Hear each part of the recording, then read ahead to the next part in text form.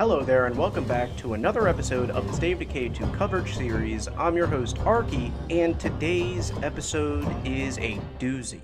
Choose your own apocalypse. Okay, they are finally releasing State of Decay 2. Obviously, I'm being facetious when I say this, but I'm also slightly being dead serious. Okay, so let me try to explain what I mean. The underlying simulation is evolving. I'm going to explain here why this new update is not just a difficulty update, and it certainly is the most exciting and important update to be released for State of Decay 2 so far, and maybe ever. This will make the experience harder, sure, but this isn't really the biggest nor the main difference it will make. The impact of this update will fundamentally change the underlying simulation, and heighten the immersion players will receive, more than any weapon, map, or character model could ever do. Okay, so we have the Choose Your Own Apocalypse coming this month, and one thing I'm hearing from a lot of commenters and community members is that they feel the difficulty mode is only gonna make the game harder, and they are not really happy with this. Hence the comments that say difficulty modes are simply not enough to bring them back into the experience. It won't make it more fun, they say. Okay, so I'm gonna try to explain something here without angering this group of people. Because in all honesty, I think their concerns and thoughts are completely justified, and I don't 100% disagree with these concerns, because they are correct within the context of it not being physical content. This isn't new guns, or a new map, or new cars or characters, but I do have to say that this 100% is not just a difficulty mode that is being implemented to make the experience quote-unquote harder. Think about the new update like this. This is not only a difficulty update, this is a simulation update. The new difficulty doesn't just make the game harder, it makes pretty much all of the dumbed down mechanics and throwaway items and strategies actually extremely vital and extremely essential for you to use. And actually, these new modes will bring back the immersion many couldn't find within the base difficulty. These new modes will usher in the actual survival sim we always wanted. Let me try to explain what I mean by all of this.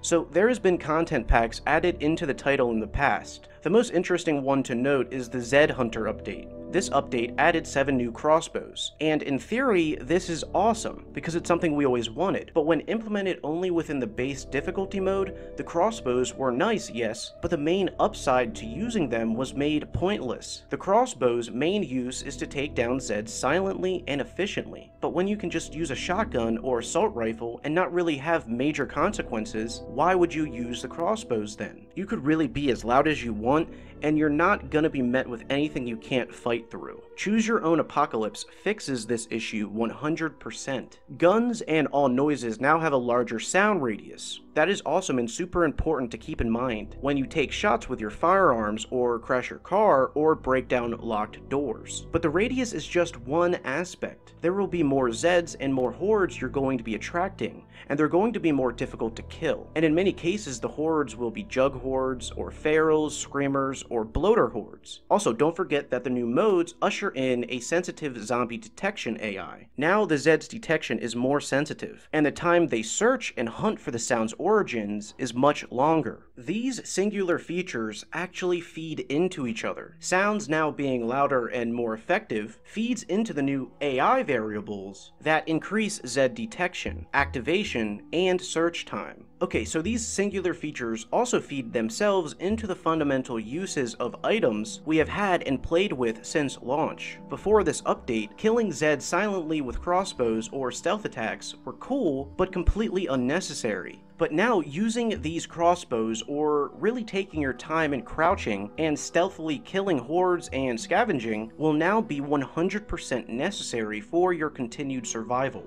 All of these newly enhanced features also feed themselves into the use of certain stats and abilities that before, when leveling up your different abilities, it didn't mean much outside of slightly more efficient abilities. But now, for example, the wit stat will be a vital stat to obtain all stars in, when you think about how important it will be to use stealthy tactics now. So just to paint a very brief picture that previously just wouldn't work well, so previously playing within the base difficulty, co-op wasn't necessary, nor was it really that fun unless you were with friends. But now it will be very necessary for many casual players to hook up and call in help. Let's say you call in help and you want to go farm some extremely important influence points. Influence is something super important to consider as well with this update, and we will touch upon that later. But okay, so you get two friends in your game and you all cooperate with each other by all equipping a effective stealth character and loadout. So you all have maxed out wits on your characters and you all equip crossbows. And you all go out on foot and start farming influence by stealth killing hordes or feral packs. You can now literally go feral pack hunting or just freak horde hunting in general. And now it will actually feel necessary to use this type of cooperation and tactics. This update builds immersive instances like this that, prior to this update, were never actually viable or fun ways to play. The amount of emergent gameplay instances that will come out of the many new features are almost unfathomable. The systems are all a part of the same simulation, so when one thing changes or is tweaked, there is actually a cascade effect that impacts all other core systems at play. This is what's happening with this update. Certain features that can be considered as making the game harder, and this is true, but these features also redefine and enhance the gameplay mechanics that we have become bored of or have found to be previously useless. Another game-changing feature is now resources will be less easy to obtain. Weapons, facility mods, consumables, all will be more difficult to get. But this is actually a good thing when you think about how much this will affect your desire to complete missions, save survivors, or kill enemies. Why, you may ask? How does less resource make missions and killing Zeds more fun? Well, now we will be receiving more influence from our actions. For those who are new to the franchise, I'll briefly explain.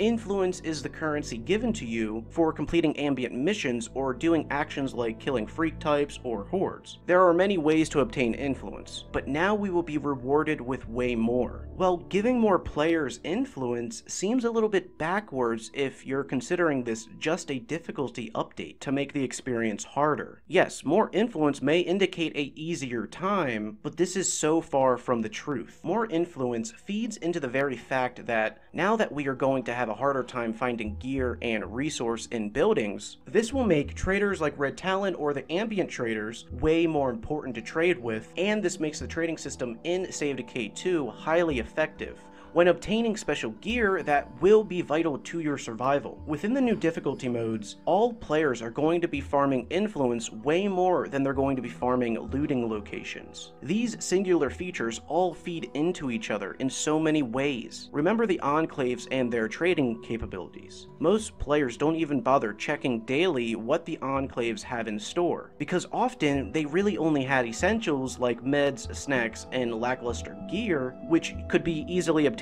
just by looting locations. This is no longer the case. With the lack of obtainable resource from looting locations, this will make enclaves you befriend way more important. You're going to need to obtain meds and essential resource from these enclaves. This will be pretty much essential to your community's survival. So yes, resource is harder to come across, but the influence we get from completing things is heightened, and this makes the trading economy within Save Decay 2 so much more immersive. Another thing is there's going to be less vehicles in the world. Okay, at the surface level, this may seem like something punishing and not rewarding. Or maybe you're thinking less vehicles on the map isn't going to make anything more fun.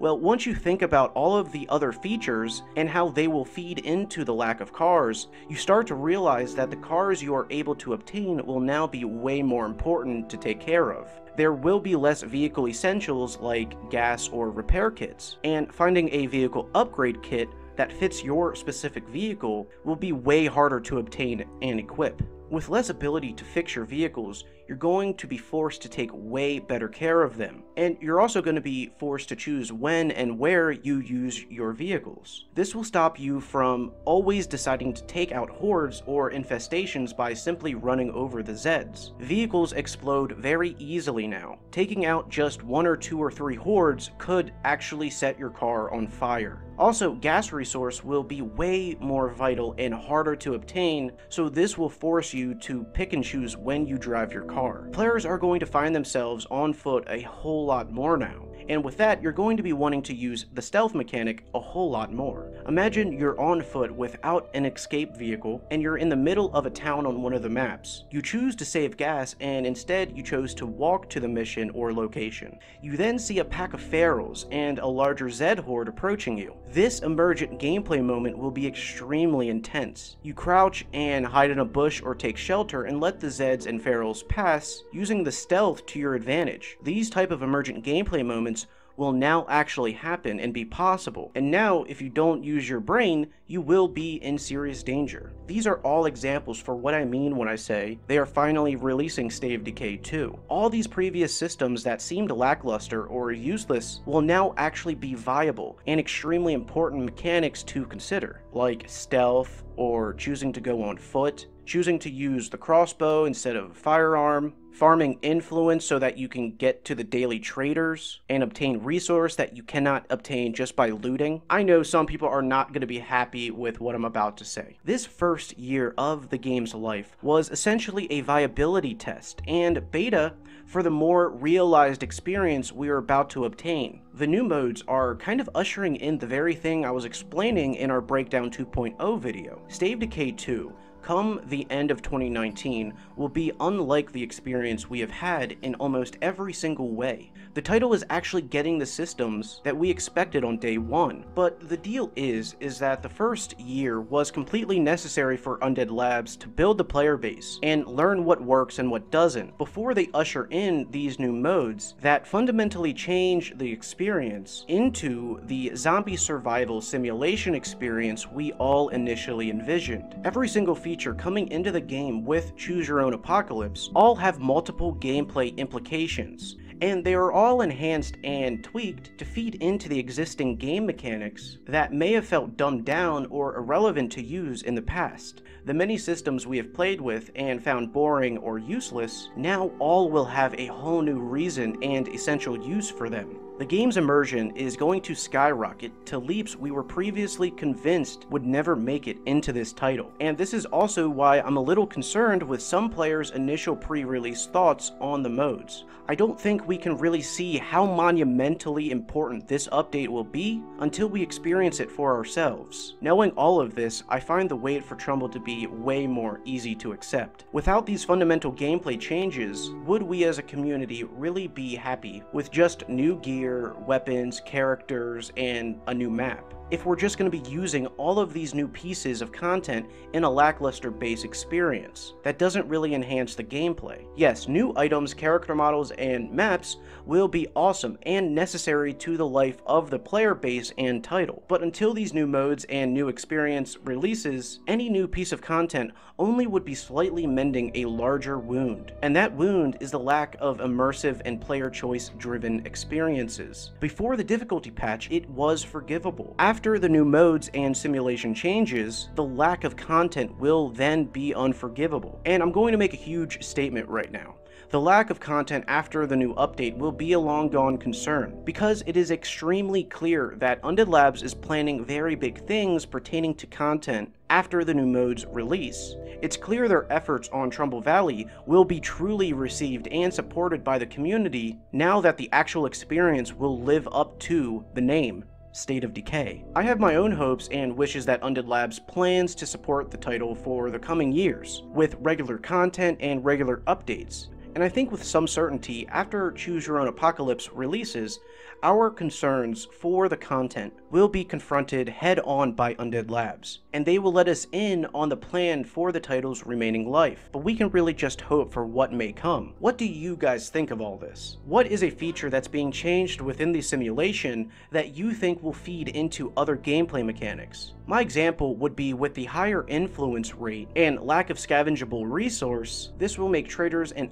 enclaves way more vital and useful to the survival of your community. But that is just one of many examples that can be drawn, so let me know in the comments what are some of the changes coming to the simulation that will positively affect other portions of the simulation. Let me know your thoughts down below. Thank you all so much for watching. I hope you guys are just as excited for the Choose Your Own Apocalypse mode as I am, and leave a like and subscribe to the channel if you're new. I want us to hit 10,000 subs by 2020. It's a long shot, but I'm sure we can get it. I love y'all. I'll see you guys down in the comments. And with all that, peace.